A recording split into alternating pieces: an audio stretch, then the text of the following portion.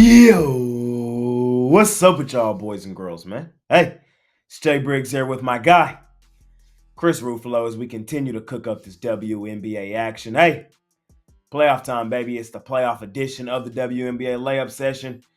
Yesterday didn't go as to plan. It just didn't go. Both dogs, they covered on the way out their door. Their season's over, but they covered. I wonder if we see those same things today. Ruffalo, what's up, my man? How you doing? I'm doing all right. Yeah, like you said, it's not something that's happened too often. So we've been doing the layup session where we didn't hit something, but you know what?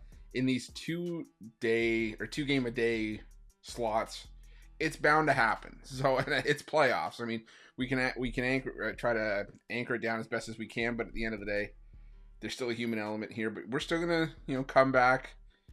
Today is a new day. There's new money to be made. I'm ready to break it down with you. Yes, sir. Yes, sir. Yes, sir. I'm ready to break it down as well. Those were two good games last night, or tonight, as I recorded this the night before. They were two good games tonight. I'm excited for the two games tomorrow. So, without further ado, ladies and gentlemen, let's break them down. Let's get these two right. Let's make some money tonight. Without further ado, let's hop right into tonight's WNBA action.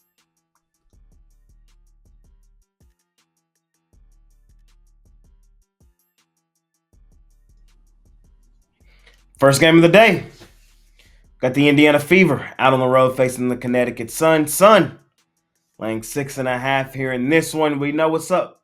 Sun win this game. They move on to the next round, and that will be all for the first season of Caitlin Clark and the Indiana Fever. Problem is, I don't think they lose this game. I thought they had a legitimate chance to win game one. The Sun kind of, thoroughly controlled that game.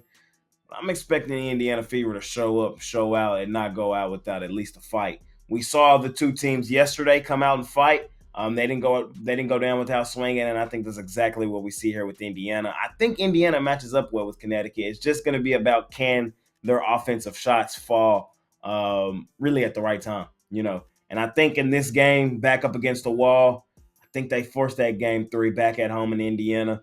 And in all honesty, like I said the other day, I think they're going to win that game 3 in Indiana. So we'll see if I'm right. But I'm attacking the plus money. I'm taking Indiana straight up on the money line. I don't want the points. I think we're getting a game 3 here. Ruffalo, what you thinking? Yeah, I think I'm with you here. I'm gonna take the 6.5, but I'm also gonna sprinkle on the money line as well, kind of way I did in game one. It could be just the narrative of this Fever team is too talented to just go out in a sweep, and you want to have the Caitlin Clark show up for game 3 and force a game 3 and have this be sort of like a legacy game.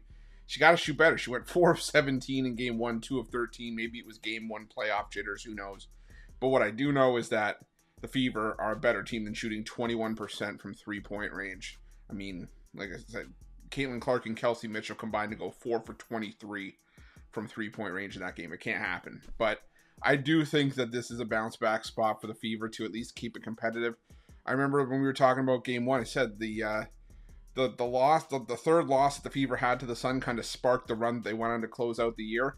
And the Fever have lost back-to-back games twice since then, and once since the end of June. And then that was a back-to-back spot against the Las Vegas Aces, who we know are one of the best teams in the WNBA. So I think this is a spot where the Fever don't lose back-to-back games twice, and the Fever keeps one close if they don't win it outright.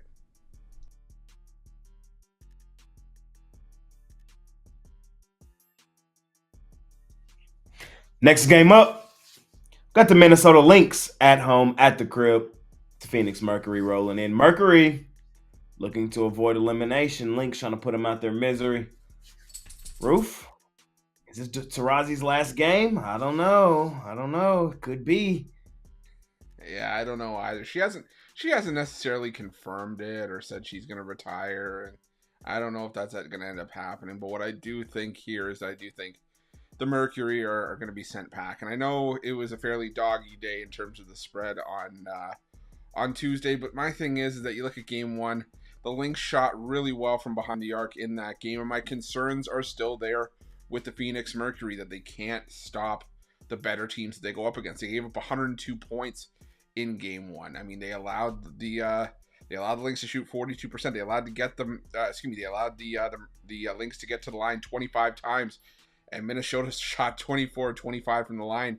you can't win games like that. And I just think this is going to be one of those spots where the Lynx are up and the Mercury are just trying to shoot themselves back to the game. The shots aren't falling, and the second half the Lynx pull away. I just think this is a Lynx spot for me here, so I got to go with the Lynx in this one. Everybody knows I love the Lynx. I bet the Lynx all season long. I really hate fading them.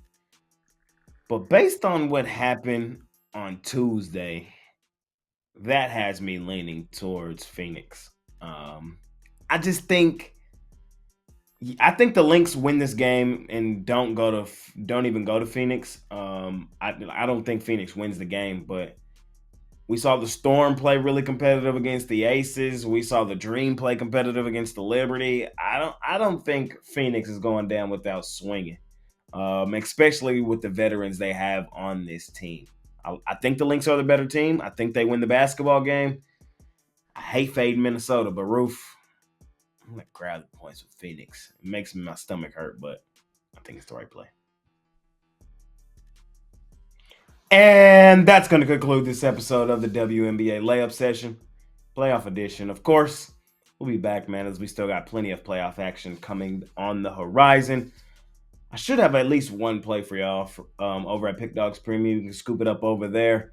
But as I always say, best values, hop on something long-term. That way you get everything that I'm offering with NFL here, Major League Baseball playoffs right on the horizon, college football, NFL, NBA on the horizon.